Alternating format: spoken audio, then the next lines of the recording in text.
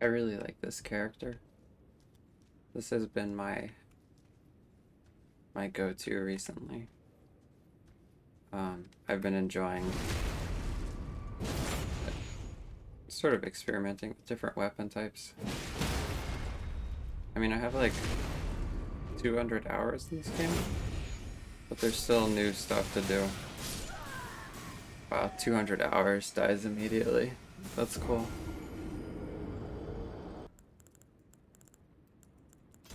I've been trying to do, I've seen online that people are doing this a lot, like the shield parry thing. Like this. I have found this pretty strong.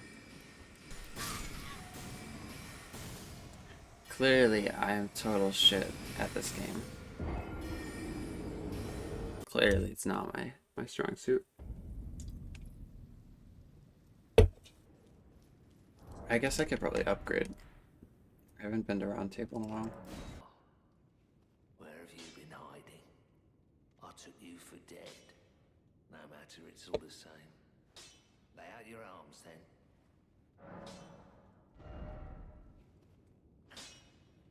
I have no rounds, I just died.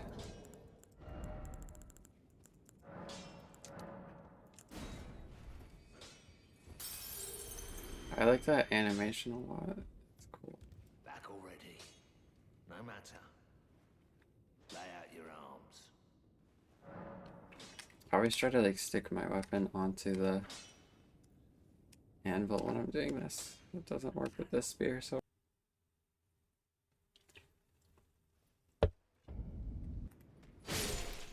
I like that's so cute. It's like a little, it's just a little jab. I read a really cool book series last night. It was like a comic I picked up at a comic store. It's called Doll Parts.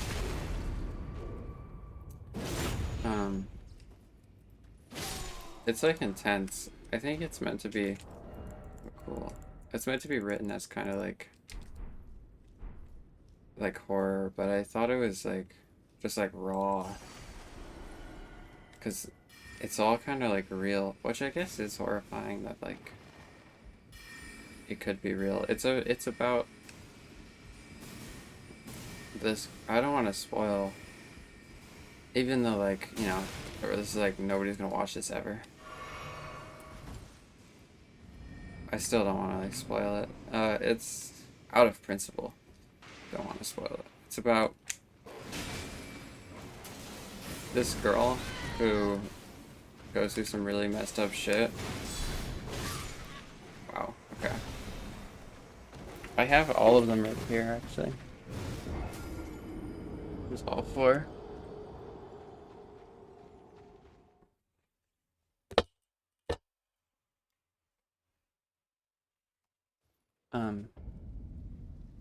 And she gets this like really weird relationship with like the internet and romance and sex and like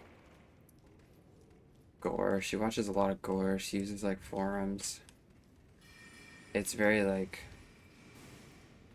2015. I'm not sure, I don't think there's like a time period explicitly stated. But yeah, it's very like, I don't know, it's cool. I don't relate to her in all ways, but like I think it's cool whenever like unique forums are like mentioned in a piece of media. It's awesome when that happens. Wow, I'm so trash. Holy shit. Yeah, I really like when they do a like a reference. Like there were specific forums that I've looked at, like kind of fucked up ones about like dudes trying to like eat girls and stuff. Um, it was crazy to see it in like a piece of media or like art and not just like on the internet, like physical media. Like I read it, I held it in my hands, and it had this like imagery of like chopped up girls and shit. It's crazy. It's crazy. And themes that I really haven't encountered. Very taboo. Which I liked.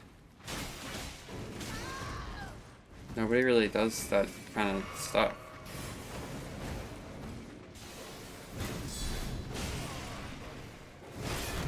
Oh shit.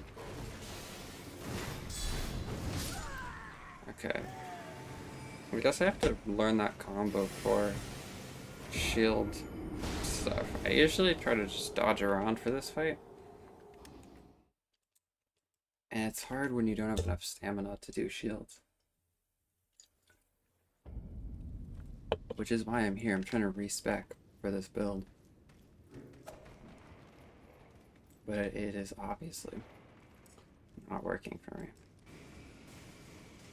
I hung out with a friend today, which I liked a lot. It was nice to connect with people. Obviously, like, duh. Oh, that was a mistake. I really want to get to Renala. I think her fight is easier than the wolf. I don't know if that's true, but I always feel that way. Moongrum is the real challenge in this place, though. Oh my god. I always just like jump attack him because he can't parry those. That guy's such a pain to fight. Oh my god. Turns out Elden Ring is hard? Question mark, question mark, question mark? Nobody has ever said this before. I went to a really good sushi place today with my friend. It was awesome. I haven't had sushi in a while. I've been doing like a kind of a vegetarian thing, but I ate a bunch of chicken and raw fish. And it was so worth it. It was amazing. Oh wow, that was bad. Oh my god, that was atrocious. Oh my god. I think I run too close to enemies. I've been noticing I do this. Like I've been actually trying to pay attention. And I definitely run right up to the wolf.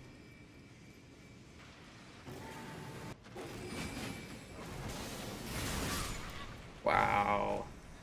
I wish that like last chain of 3 was super embarrassing. I like the red hair. I like to roleplay as like lost child of Radagon. I'm gonna keep the feet out to make Miyazaki proud. That.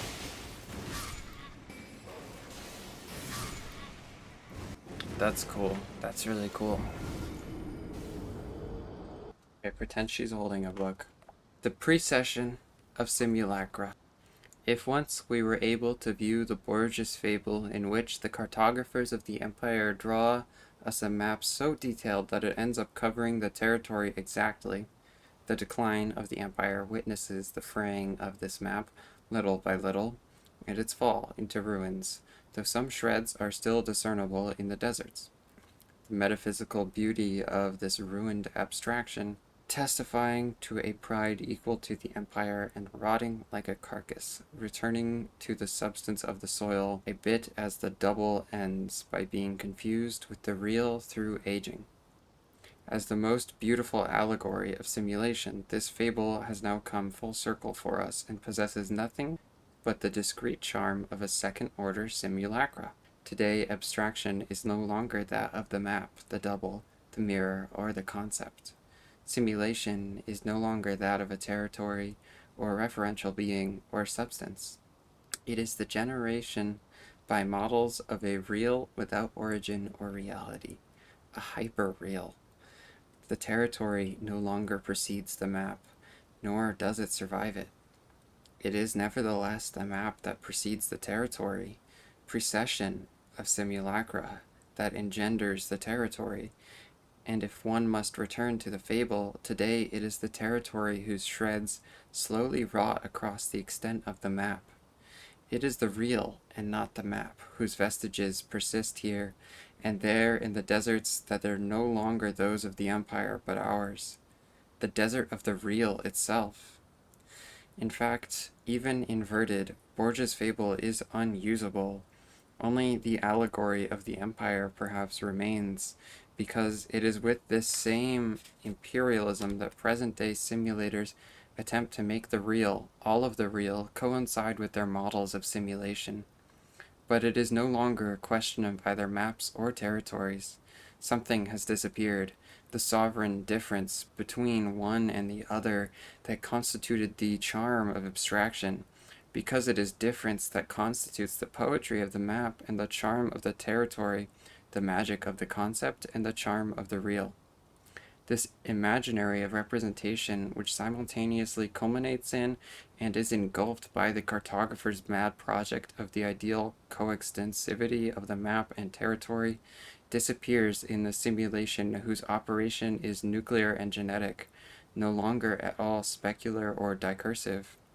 It is all of metaphysics that is lost, no more mirror of being and appearances of the real and its concept, no more imaginary coextensivity. It is genetic miniaturization that is the dimension of simulation. The real is produced from miniaturized cells, matrices, and memory banks, models of control, and it can be reproduced an indefinite number of times from these. It no longer needs to be rational because it no longer measures itself against either an ideal or a negative instance. It is no longer anything but operational. In fact, it is no longer really the real because no imaginary envelops it anymore.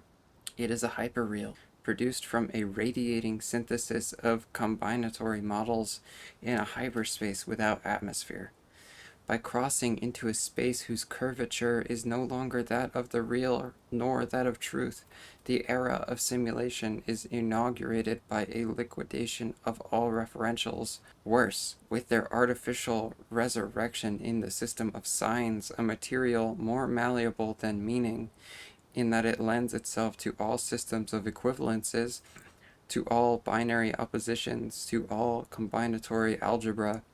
It is no longer a question of imitation, nor duplication, nor even parody. It is a question of substituting the signs of the real for the real. That is to say, an operation of deterring every real process via its operational double, a programmatic, metastable, perfectly descriptive machine that offers all the signs of the real and short-circuits all its vicissitudes. Never again will the real have the chance to produce itself. Such is the vital function of the model in a system of death, or rather of anticipated resurrection, that no longer even gives the event of death a chance. A hyper-real henceforth sheltered from the imaginary, and from any distinction between the real and the imaginary, leaving room only for the orbital resurrence of models and for the simulated generation of differences, the divine irreference of images. To dissimulate is to pretend not to have what one has. To simulate is to feign to have what one doesn't have. One implies a presence, the other an absence. But it is more complicated than that because simulating is not pretending. Whoever fakes an illness can simply stay in bed and make everyone believe he is ill. Whoever simulates an illness produces in himself some of the symptoms. Therefore, pretending or dissimulating always leaves the principle of reality intact. The difference is always clear. It is simply masked, whereas a simulation threatens the difference between the true and the false, the real and the imaginary. Is the simulator sick or not, given that he produces true symptoms? Objectively, one cannot treat him as being either ill or not ill. Psychology and medicine stop at this point, forestalled by the illness's henceforth undiscoverable truth. For if any symptom can be produced, and can no longer be taken as a fact of nature, then every illness can be considered as simulatable and simulated, And medicine loses its meaning since it only knows how to treat real illnesses according to their objective causes. Psychosomatics evolves in a dubious manner at the borders of the principle of illness. As to psychoanalysis, it transfers the symptoms of the organic order to the unconscious order. The latter is new and taken for real, more real than the other. But why would simulation be at the gates of the unconscious? Why couldn't the work of the unconscious be produced in the same way as any old symptom of classical medicine? Dreams already are. Certainly, the psychiatrist purports that for every form of mental alienation, there is a particular order in the succession of symptoms of which the simulator is ignorant, and in the absence of which the psychiatrist would not be deceived. This, which dates from 1865, in order to safeguard the principle of a truth at all costs, and to escape the interrogation posed by simulation, the knowledge that truth, reference, objective cause have ceased to exist. Now, what can medicine do with what floats on either side of illness, on either side of health, with the duplication of illness in a discourse that is no longer either true or false? What can psychoanalysis do with the duplication of the discourse of the unconscious in the discourse of simulation that can never again be unmasked, since it is not false either? What can the army do about simulators? Traditionally, it unmasks them and punishes them according to a clear principle of identification. Today, it can discharge a very good simulator as exactly equivalent to a real homosexual, a heart patient, or a madman. Even military psychology draws back from the Cartesian certainties and hesitates to make the distinctions between true and false, between the produce and the authentic symptom. If he is good at acting crazy, it's because he is. Nor is military psychology mistaken in this regard. In this sense, all crazy people simulate, and this lack of distinction is the worst kind of subversion.